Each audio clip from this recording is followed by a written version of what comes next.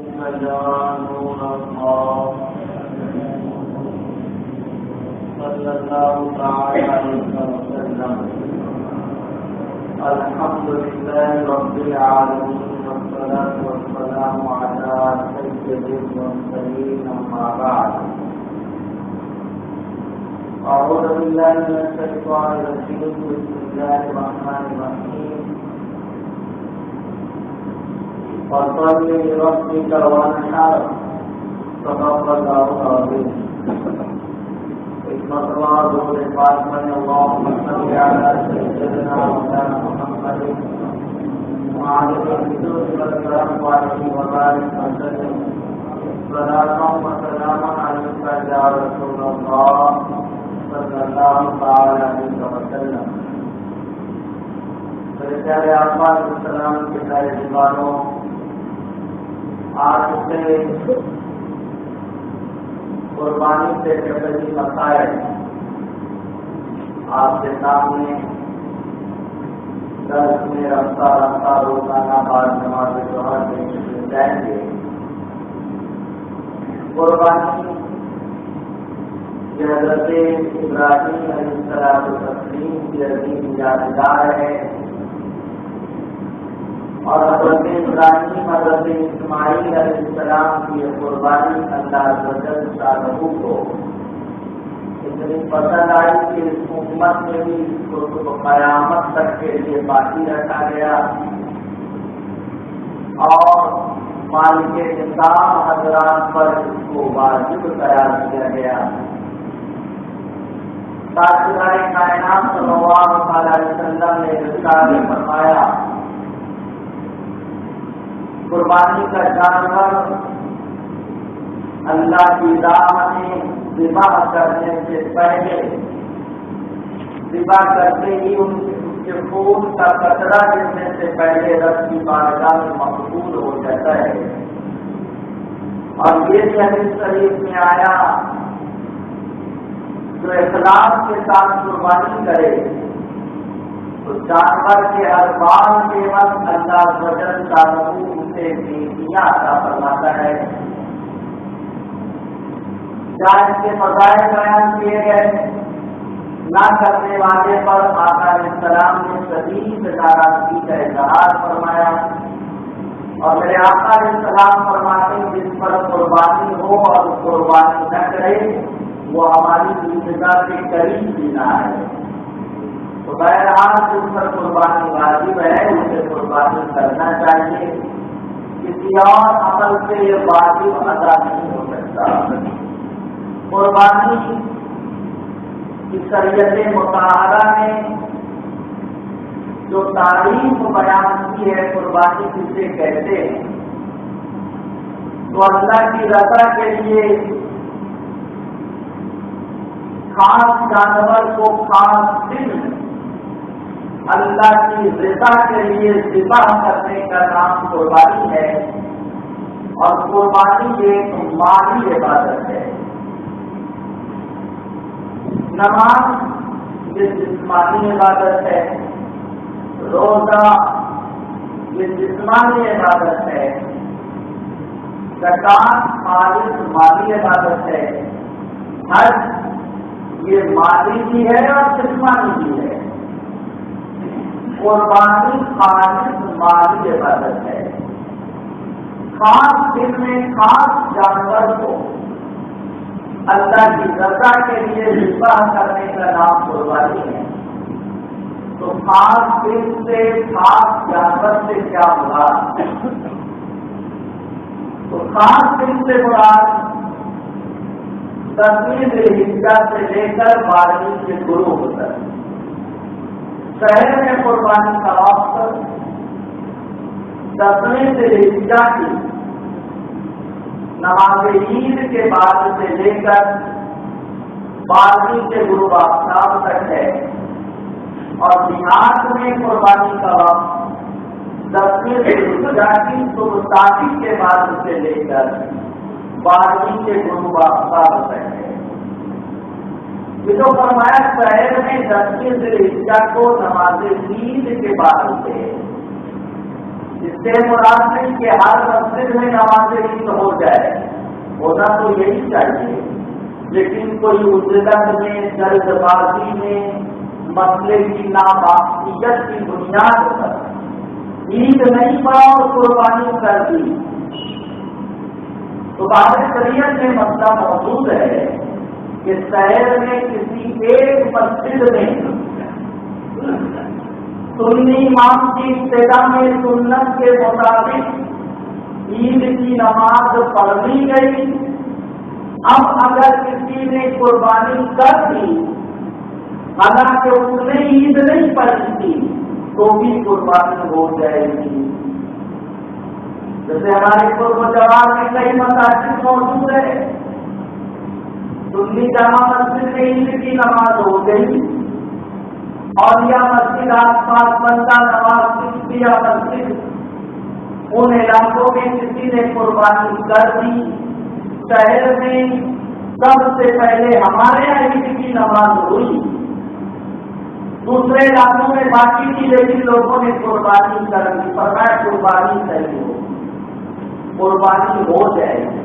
یہ جو فرمایا شہر میں 10ویں ذی الحجہ کو نماز عید کے بعد اس سے مراد یہ ہے کہ کم از کم ایک مسجد میں نماز عید ہو گئی ہو، سنی صحیح العقیدہ امام کی ابتدا میں سنت کے مطابق اگر ایک مسجد میں بھی نماز عید تو ہو گئی، بھلے ابتدا میں نہیں ہوئی، کسی ایک مسجد میں ہو گئی۔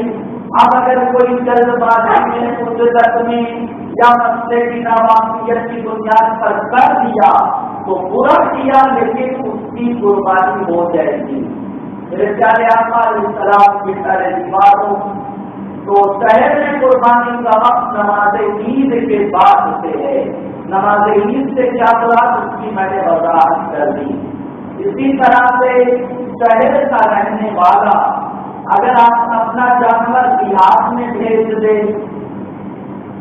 ماپولی میں بھیج دے، برولی میں بھیج دے، آگے ارجولی میں بھیج دیا تاکہ 10ویں ذی الحجہ کو صبح تاریخ کے بعد ہی قربانی ہو جائے اور روز 8-9 بجے تک ہمارے یہاں آ جائے، جلد از جلد اہتمام ہو جائے تو بھی درست ہے، تو بھی جائز ہے۔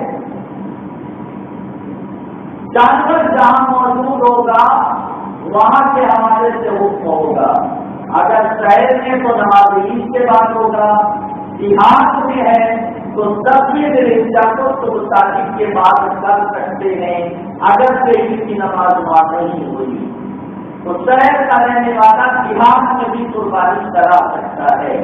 میرے پیارے آقا علیہ السلام کے سارے دیواروں اسی طرح دیہات والا جب شہر میں قربانی کا جانور بھیجے گا یا دیہات والا شہر میں قربانی کرا رہا ہے تو وہاں نماز عید کے بعد ہوگی۔ تو یہ قربانی کا وقت ہے، خاص دن سے مراد 10ویں ذی الحجہ کی صبح تاریخ کے بعد سے لے کر 12ویں کے غروب تک، دیہات میں صبح تاریخ کے بعد، شہر میں نماز عید کے بعد۔ اسی طرح سے خاص جانور سے کیا مراد؟ تو خاص جانور سے مراد ہے وہ جانور جو حلال ہو اور مویشی نہ ہو، حلال ہو اور مویشی نہ ہو۔ حلال جانور جیسے نیل گائے حلال ہے لیکن مویشی ہے، ہرن 12 سنگھا حلال ہے لیکن مویشی ہے، ان کی قربانی نہ جائے۔ حلال اور مویشی نہ ہو جیسے اونٹ، بیل، بکری اور جو اس کی جنس ہے وہ تمام اس میں شامل ہیں۔ ان 3 جانوروں کی اور جو ان کی جنس پائی جاتی ہے ان سب کی قربانی جائز ہے، تو حلال ہو اور مویشی نہ ہو۔ میرے پیارے آقا علیہ السلام کے پیارے لباس قربانی کس پر واجب ہے؟ تو مسلمان مالک نصاب مقیم آزاد پر واجب۔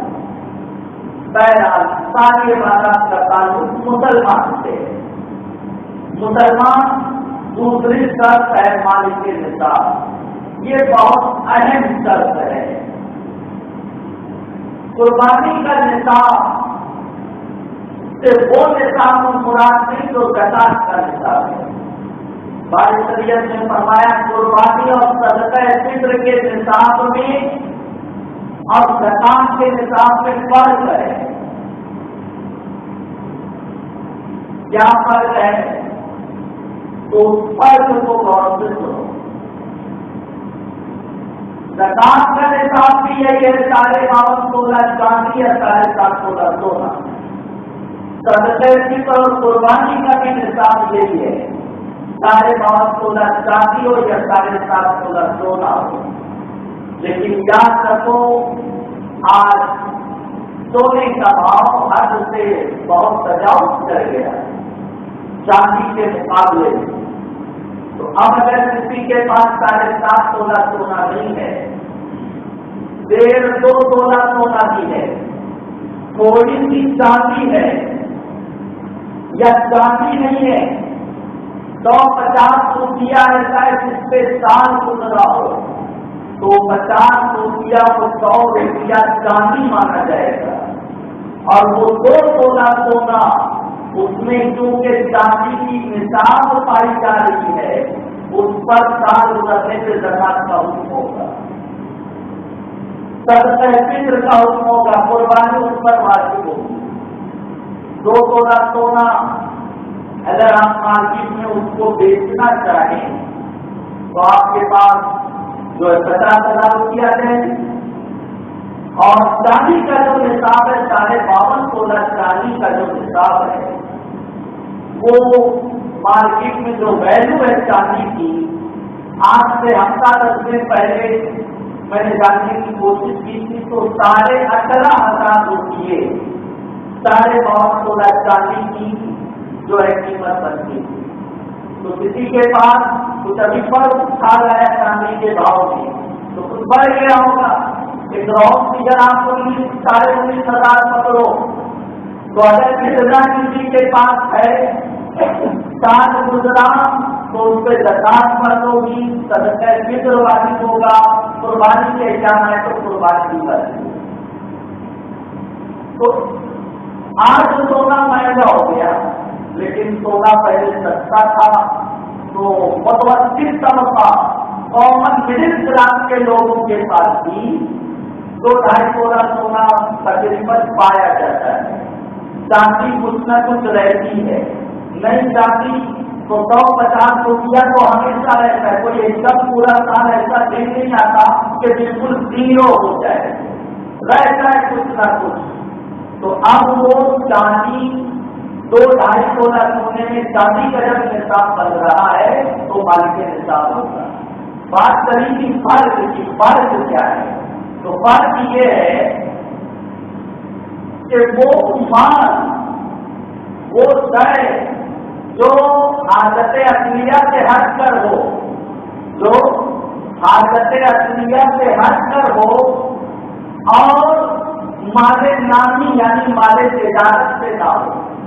جیسے زمین آپ کے پاس ہے، کئی لاکھ کی قیمت کی زمین ہے، پلیٹ آپ کے پاس ہے، آپ نے خرید کے رکھا، بیچنے کی نیت نہیں ہے، پورا سال اس کا تازہ بھی نہیں کھولتے آپ، یعنی وہ آپ کی حاجت سے بھی ہٹ کر ہے، لیکن کیونکہ بیچنے کی غرض نہیں ہے تو اس پہ زکات نہیں ہوگی، لیکن صدقہ فطر واجب ہوگا، قربانی اس ملکیت کی بنیاد پر واجب ہو جائے گی۔